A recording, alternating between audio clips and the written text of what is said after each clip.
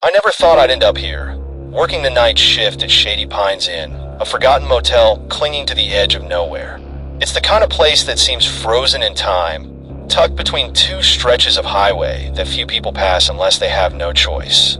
It's just one of those jobs I stumbled into after a series of bad decisions, when I found myself out of other options. The work was simple and the nights quiet.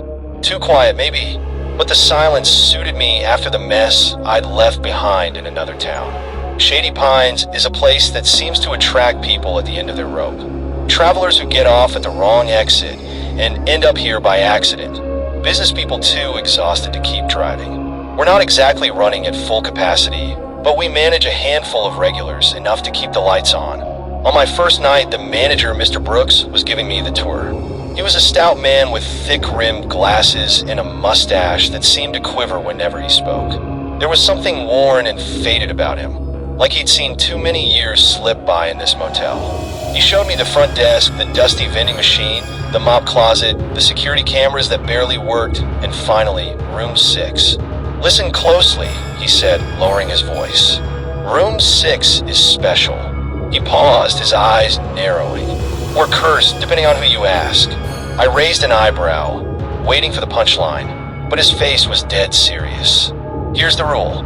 Room 6 stays locked at all times. We don't check people into it, we don't clean it, and if the phone rings asking for it, you tell them it's out of service." "Why?" I asked, half amused and half curious. His expression grew more severe. "Just follow the rule, kid. You don't want to mess around with things you don't understand." He gave me a look that lingered a second too long, then moved on to the next part of the tour. The first couple of nights, I didn't give much thought to room 6. I've seen motels in worse shape than this. Maybe the room had mold, or maybe the plumbing didn't work. I convinced myself there had to be a logical explanation for why it was off limits. But then came the man. It was a quiet Tuesday night, dead as usual. I was sitting at the front desk, reading a dog-eared novel I'd found under the counter. Around midnight, I glanced up at the security monitors. That's when I saw him, a figure standing outside room 6, unmoving. My first thought was that it was a guest who'd wandered down the wrong hallway. I sighed, put my book down, and went to tell him the room was unavailable. When I got closer, though, I felt a chill run through me. He was an older man, probably in his late 60s, with a long coat draped around his shoulders and a black fedora casting a shadow over his face. His skin looked stretched and thin, almost paper-like, and his eyes, they were blank. Not lifeless exactly, but empty, like he was looking through the walls and beyond them. "Sir," I said, trying to sound polite but firm, "that room is booked." He didn't respond. He didn't even acknowledge me, just kept staring at the door. My mouth went dry, and something about his silence sent a shiver through me. I felt like he knew something he wasn't telling. "Sir, if you need a room, we can help you at the front desk," I continued. But still he didn't move. He just stood there, staring at room 6, as if waiting for someone to open the door from the inside. I backed away, my nerves fraying. I wasn't sure why he unsettled me so much, but every instinct screamed at me to get away. When I returned to the front desk, I watched the monitor, half expecting him to break into the room. But he didn't. After a few minutes, he turned and walked away, disappearing down the corridor. That night, I hardly slept. My mind kept replaying the encounter, the vacant look in his eyes, the way he'd simply appeared at the door. And yet, the next morning, when I asked Mr. Brooks about him, he just shrugged. "People wander in sometimes, think it's somewhere else," he said dismissively. "Probably just some old guy who got confused." I wanted to believe him, but the encounter gnawed at me, leaving a lingering sense of dread. The next week, I saw the man again. Same coat, same hat, same empty eyes, staring at room 6 like he was waiting for it to open. This time, I didn't approach him. I just watched from a distance, my pulse racing. After a few minutes, he vanished around the corner like before. A few weeks passed without incident, and I almost convinced myself that I'd imagined it.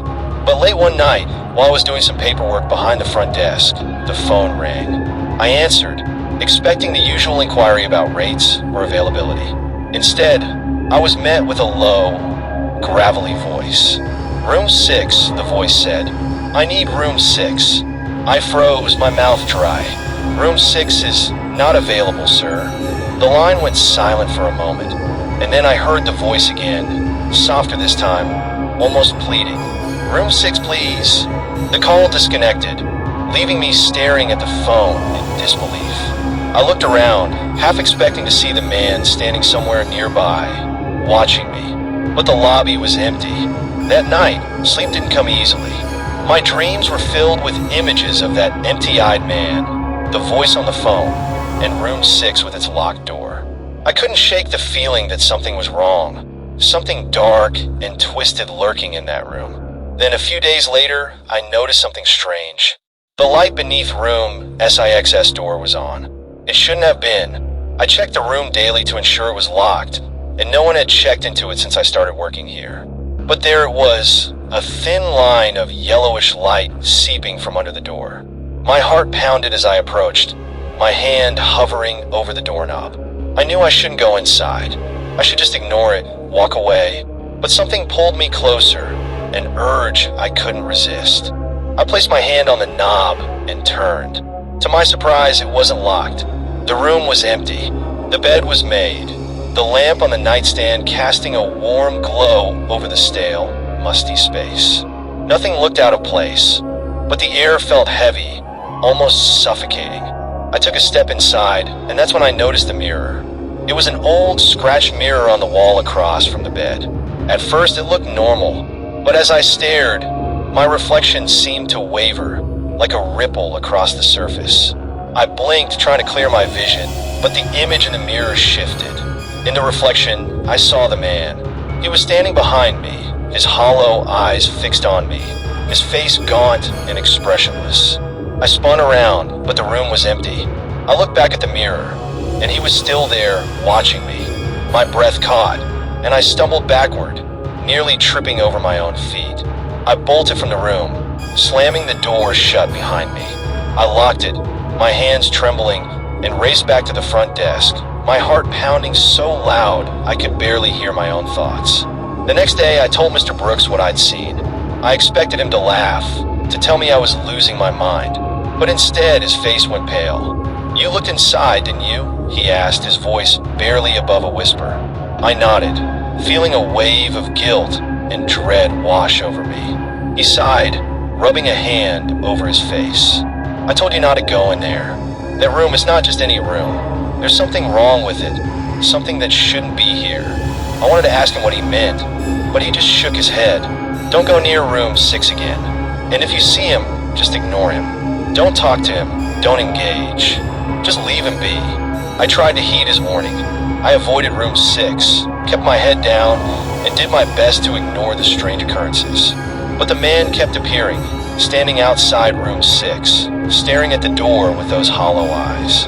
One night, around 3 a.m., I was locking up the lobby and preparing to settle in for the quietest hours of the shift.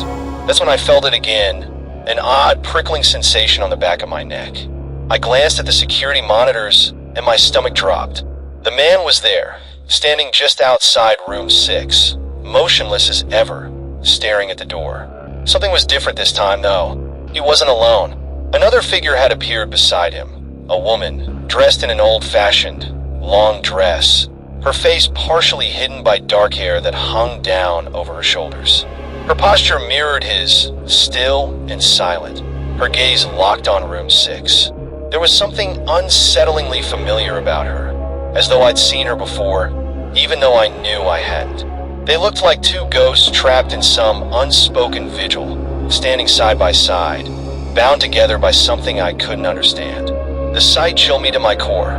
My fingers hovered over the phone, debating whether to call the police, but what would I even tell them? Two people were just standing there, as if possessed by the sight of a closed door. The minutes crawled by, and they didn't move.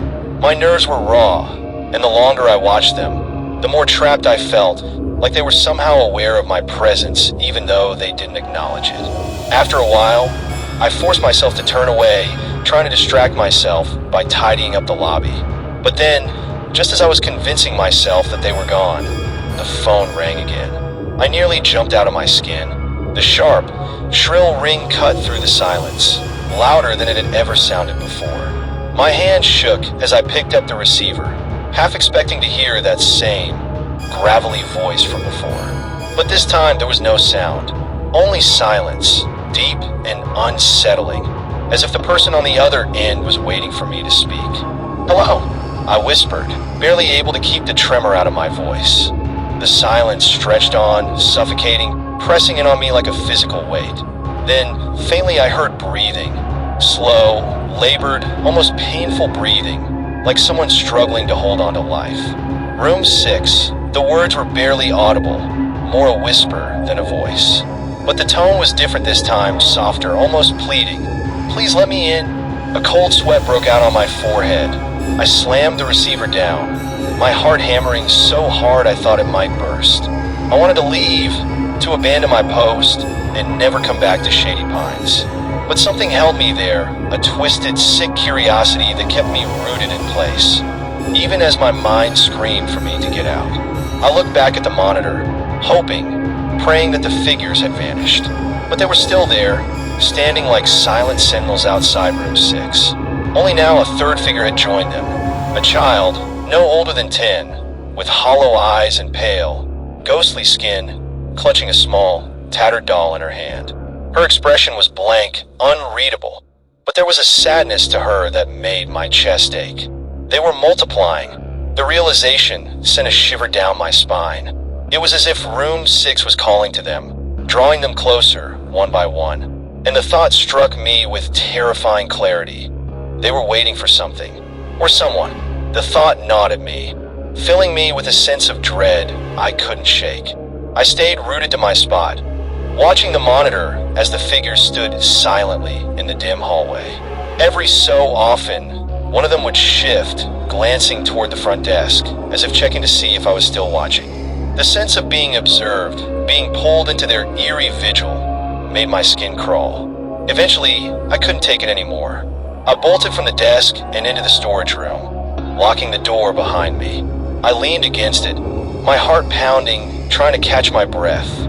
The silence was overwhelming, the ticking of the wall clock loud in my ears. Then I heard it, a faint whisper coming from the hallway outside. It was indistinct at first, just a murmur of sound, but as I strained to listen, the words became clearer. "Let us in, please, let us in." The voice was soft, almost mournful, like someone begging for something long denied. I clenched my fists, fighting the urge to open the door and face whatever was waiting for me on the other side. But deep down, I knew I couldn't ignore it forever. The whispering continued, growing louder, insistent.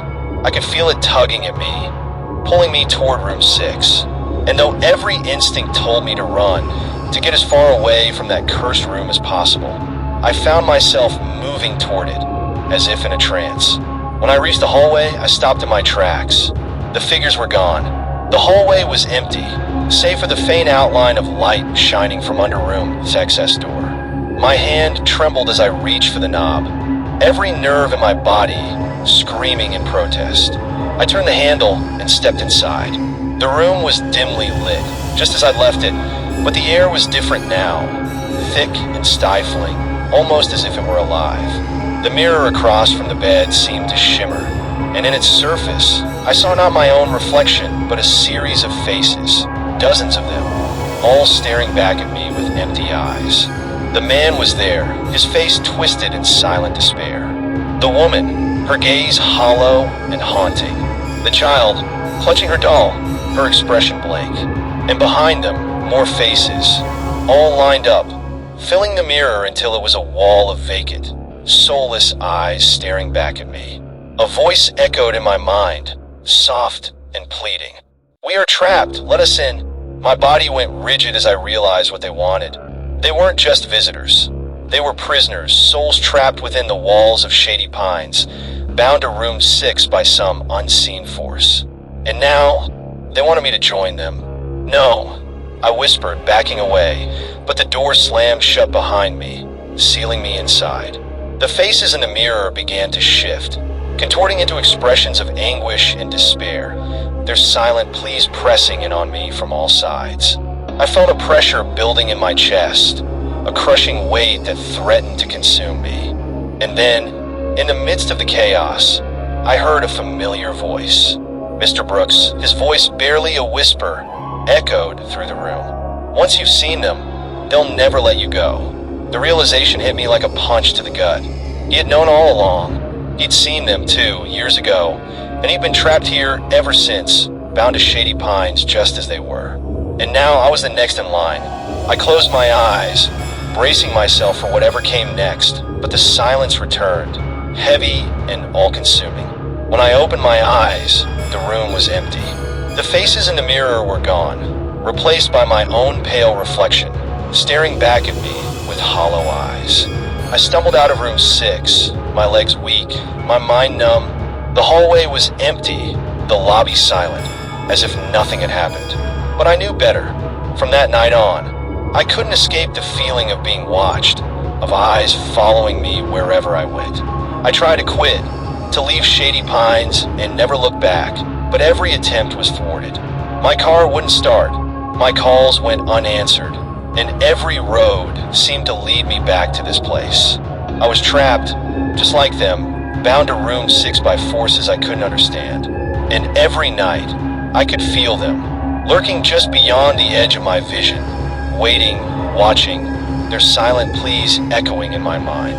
Now, I sit behind the front desk, watching the monitors, waiting for the next unfortunate soul to wander into Shady Pines. And when they do, I'll give them the same warning Mr. Brooks gave me.